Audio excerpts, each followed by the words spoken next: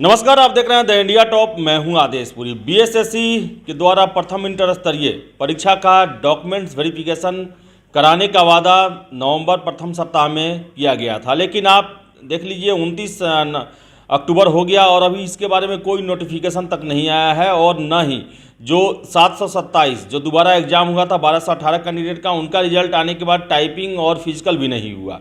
और आपको बता दें कि इसी को लेकर छात्र जो है वो बीएसएससी पर वादा खिलाफी का आरोप लगा रहे हैं और उनका साफ कहना है कि बिना आंदोलन के रिजल्ट घोषित होने वाला नहीं है। और यही बात को ध्यान में रखते हुए अनशन का प्लानिंग चल रहा है। डिस्ट्रिक्ट एडमिनिस्ट्रेशन से परमिशन मांगा गया है कि आप हमें अनशन करने की अनुमति दें।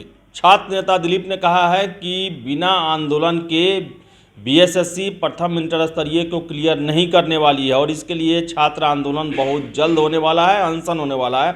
चलिए सुनते हैं क्या कहा दिलीप ने। नमस्कार दोस्तों, मैं दिलीप कुमार। दोस्तों, बीएसएससी ने खुद ही ये नोटिस जारी करके कहा था कि बीएसएससी प्रथम इंटर स्तरीय बहाली से संबंधित काउंसलिंग नवंबर प्रथम सप्ताह में शुरू होगी, लेकिन अभी तक काउंसलिंग की तिथि घोषित नहीं की गई है और न ही काउंसलिंग के लिए कोई लिस्ट जारी किया गया है कि किन परीक्षार्थियों का काउंसलिंग कराया जाएगा। और नवंबर प्रथम सप्ताह आने में मात्र 3 दिन बचा हुआ है।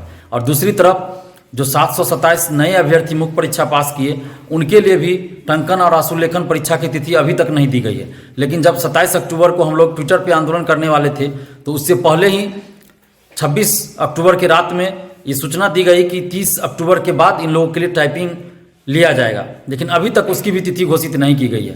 तो कहीं ना कहीं बीएसएससी की मंशा संदेहास्पद है और ऐसा लगता है कि बीएसएससी इस बहाली को लटका के रखना चाहती है। और कहीं ना कहीं नीतीश सरकार का भी बीएसएससी के ऊपर पूरा दबाव है कि इस बहाली को जितना हो सके विलंब करो और लेट लतीफ़ी करो, यानी कि इस बहाली को लटका के रखें।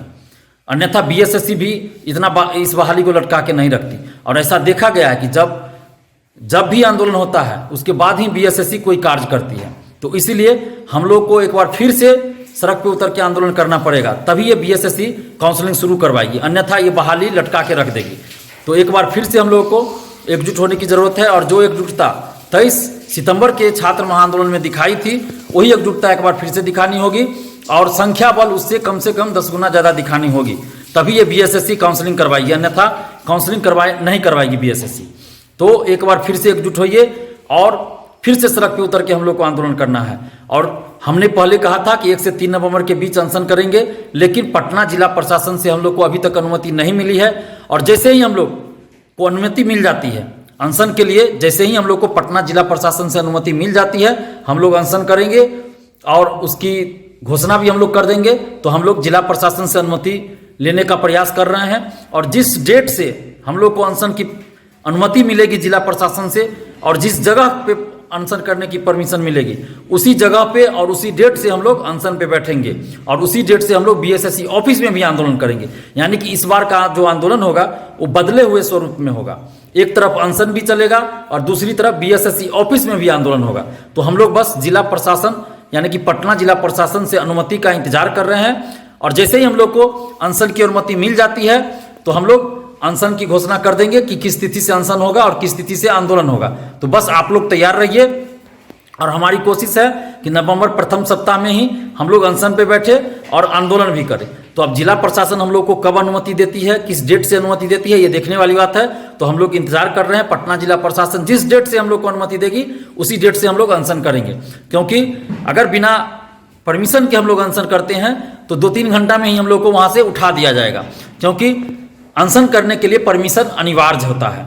और परमिशन लेकर अनशन करने से एक फायदा ये होगा कि पल पल की खबरें सरकार और आयोग तक जाएगी। तो ये अच्छी बात होगी कि हम लोग की मांगों को हर एक मिनट सरकार के अधिकारियों के द्वारा सरकार और आयोग तक पहुंचाया जाएगा। तो इसलिए हम लोग परमिशन लेकर ही अनशन पे बैठेंगे। तो हम लोग जिला प्रशासन से अनुमति लेने की कोशिश कर रहे हैं। जैसे ही परमिशन मिल जाता है, जिस डेट से मिलेगा, हम लोग अनाउंस कर देंगे कि किस तिथि से अनशन होगा और आंदोलन होगा। तो बस आप लोग एकजुट रहिए और जो एकजुटता आपने पहले दिखाई है वही एकजुटता आगे भी दिखानी है। और अभी से आप लोग अपने स्तर से भी छात्रों को एकजुट कीजिए। और बीएसएससी के सचिव अध्यक्ष महोदय से हम कहना चाहते हैं कि आपने खुद नोटिस जारी करके कहा था कि प्रथम सप्ताह नवंबर में काउंसलिंग शुरू होगी, तो फिर आप अभी तक तिथि घोषित क्यों नहीं किए और रैंक लिस्ट क्यों नहीं जारी किए? तो आप कहीं ना कहीं अपने आप को झूठा साबित कर रहे हैं और ये आप खुद को कलंकित कर रहे हैं और बीएसएससी को भी कलंकित कर रहे हैं, क्योंकि आप जिस पद पे बैठे हैं उसकी गरिमा का भी ख्याल रखिए। आप छोटे मोटे पद पे नहीं बैठे हुए हैं, आप किसी भर्ती आयोग के सचिव और अध्यक्ष हैं, तो इस पद की गरिमा का भी ख्याल रखिए। और आप अगर घर जाइएगा तो अपने बीवी बच्चों से कैसे नजर मिला पाइएगा, उनके सामने कैसे खड़ा हो पाइएगा? वो लोग खुद आपको देख के मन में सोचेंगे कि मेरे पापा कितने झूठे हैं कि जो नोटिस ये खुद जारी करते हैं उसी का पालन नहीं करते हैं, बार बार झूठ पे झूठ बोलते हैं और छात्रों को गुमराह करते हैं और छात्रों के भविष्य से खिलवाड़ करते हैं। तो कम से कम परीक्षार्थियों का ख्याल नहीं रख रहे हैं तो कम से कम आप अपने घर के सदस्यों का तो ख्याल रखिए, अपने बीवी बच्चों का तो सोचिए कि वो लोग आपके बारे में कितना गलत सोच रहे होंगे। तो ऐसी नौबत मत आने दीजिए। और बिहार के परीक्षार्थी, बिहार के छात्र छात्राएं काफ़ी आक्रोशित है और ये अब कुछ भी कर सकते हैं, ये किन्हीं के रोकने से रुकने वाले नहीं हैं। तो इनका आक्रोश अब आप नहीं झेल पाइएगा, क्योंकि बहुत आक्रोशित है, ये कुछ भी कर सकते हैं, मर मिटने के लिए तैयार है, मरने मारने के लिए तैयार है। अब इनको रोक पाना मेरे बस की भी बात नहीं है। तो आप प्लीज़ जो नोटिस आपने जारी किया उसका पालन कीजिए और नवंबर प्रथम सप्ताह में आप हर हाल में काउंसलिंग करवा दीजिए, काउंसलिंग शुरू करवा दीजिए। अन्यथा बिहार के छात्र अब कुछ भी करेंगे, हम भी नहीं रोक पाएंगे और हम लोग अनशन तो करेंगे ही, लेकिन बीएसएससी ऑफिस में भी आंदोलन होगा, जिसके लिए सिर्फ और सिर्फ जिम्मेवार आप दोनों होइएगा, सचिव और अध्यक्ष महोदय आप लोग होइएगा। तो प्लीज़ आप प्रथम सप्ताह में काउंसलिंग शुरू करवा दीजिए। और बिहार के तमाम छात्र छात्राओं से हम आग्रह कर रहे हैं कि आप लोग एकजुट रहिए और एकजुट होकर इस लड़ाई को लड़ना और जीतना है। धन्यवाद, जय हिंद। तो जैसा कि आपने सुना कि दिलीप का कहना है कि आयोग ने वादा किया है तो वादा को पूरा करे।